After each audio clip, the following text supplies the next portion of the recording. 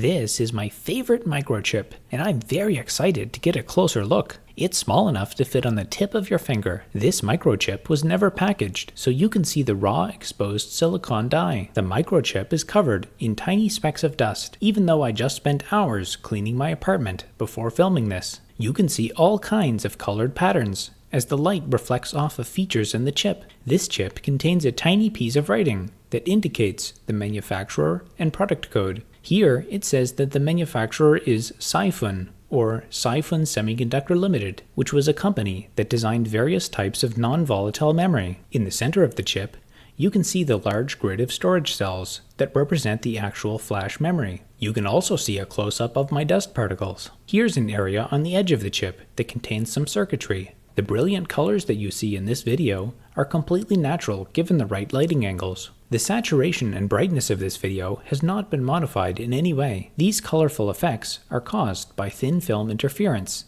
and reflections off of metal layers within the chip. You can even see some of the individual traces in the chip here. Here's a piece of dust that stuck to the edge of the chip and casts a shadow over it as it rotates. Areas on the chip that look like this, with lots of zigzagging lines, usually contain the logic or computational parts of the chip. Here, you can see some of the square bond points on the edge of the chip. The product code contains the letters SLC, which might stand for single level cell, a commonly used term for describing low-density flash memory. It also contains the text 2GB, which might indicate the storage size. The term SLC, or single level cell, is used to describe the amount of information that's stored in an individual memory cell. With single-level cell memory, each cell only stores one bit of data. Other storage techniques, like double-level cell, triple-level cell, or quad-level cell also exist. The benefit of increasing storage density is that you can pack more data into the same area on the chip.